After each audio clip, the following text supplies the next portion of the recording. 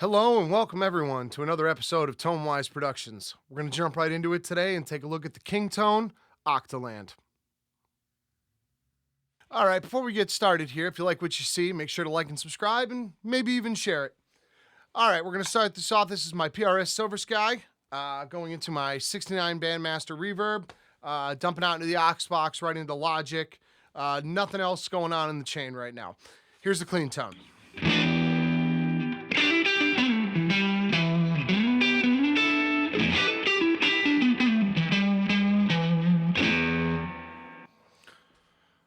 All right, now I love this pedal. This is one of my favorite octafuzzes on the market. Kingtone makes some fantastic stuff. I just picked up the Duelist as well, and I have another fuzz on the way. This is set up as one of the recommended settings on their website. You can find it there if you go and look up the Octaland's page. This is the band of Gypsys setting, and it sounds a bit like this.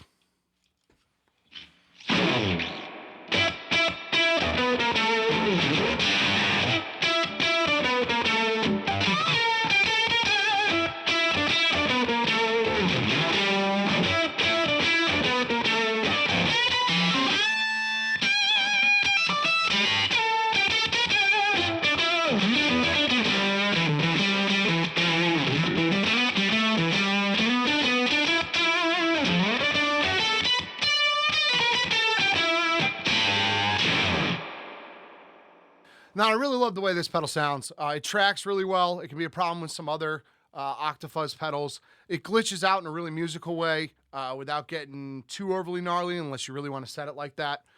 I'll go through a few more settings here and we'll just listen through. I'm going to dial the octave back now and just use the drive section, and it's really nice. You'll hear it in one of the later videos as a background track. I'll make sure to note it. So we're going to turn the blend down here so that the octave isn't as prominent or in the mix really at all. And we'll really use the drive section of this pedal, and you'll hear how that sounds.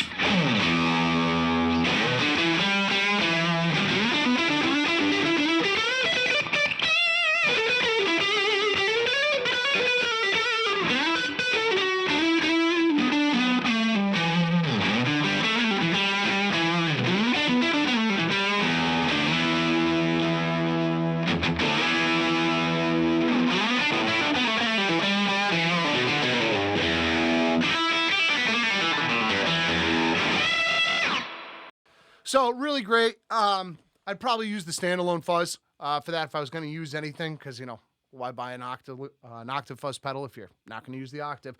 But nonetheless, a great sound. Also, you can increase the gain on this. There's some dip switches hiding here on the side that you can see. I don't know if you can quite see them in the camera. And we've got the top being vintage and high gain. So if we turn that high gain function up and then put that back.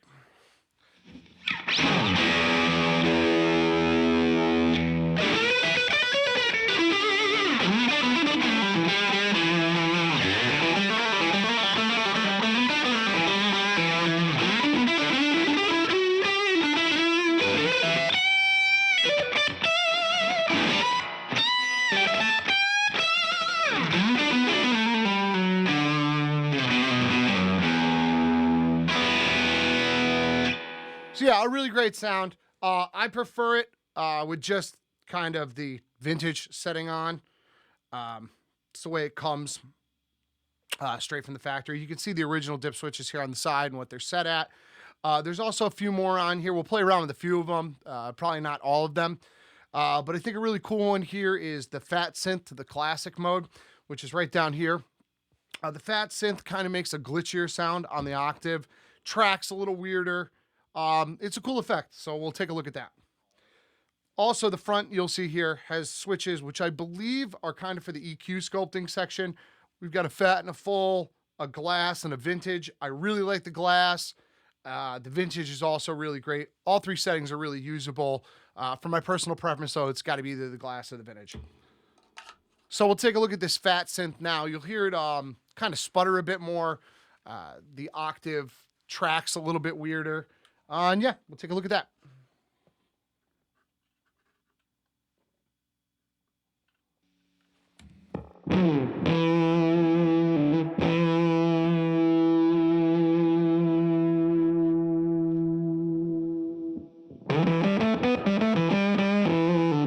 also a lot rounder. You lose a bit of high end in this, but it's a really cool effect.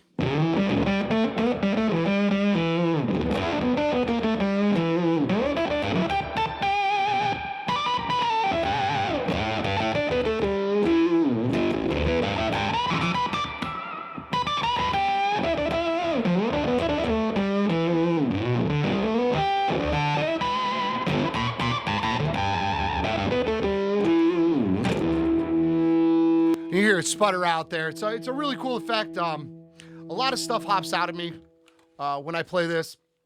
I really tend to kind of go to new places, and that's what I love about a pedal, especially something like this, is plugging it in and it immediately taking you somewhere different than where you'd normally go.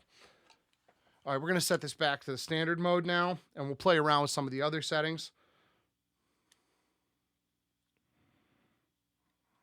There we go.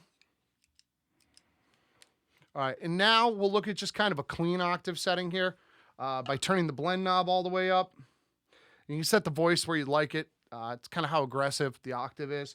But we'll turn this drive all the way down and the blend all the way up. And now you get more of a cleaner octave kind of sound coming out of this without any of the fuzz in the background.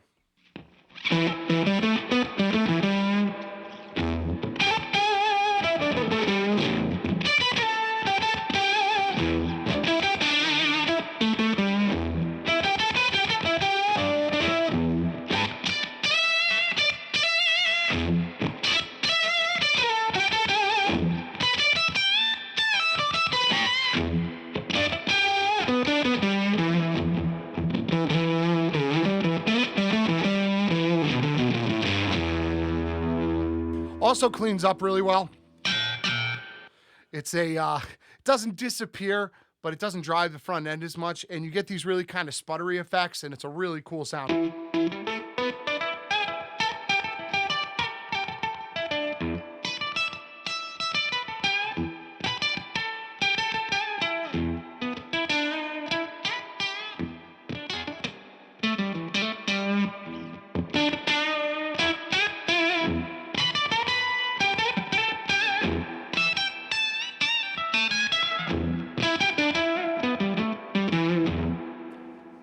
All right, now we're going to take a look at something else, and it's an effect I don't see used very often. It's something I really love about a good octave fuzz. I've got a few. The Believe is sitting behind me. It's another love pedal one. We've got the Octopussy over there, and there's an octave fuzz from Full Tone over here. This is probably my favorite of the bunch, and it really does this to good effect. It's a great little trick if you've never seen it. So what we're going to do is we're going to bring the drive up a little bit, and the volume up. Keep the blend all the way forward, and I'm going to bring the voice knob back a bit just to kind of dial in where I want the octave to sit. So now, if we go to the bridge pickup, and we roll the tone back a bit, we play very close to the bridge, you'll get this great kind of sitar-y effect.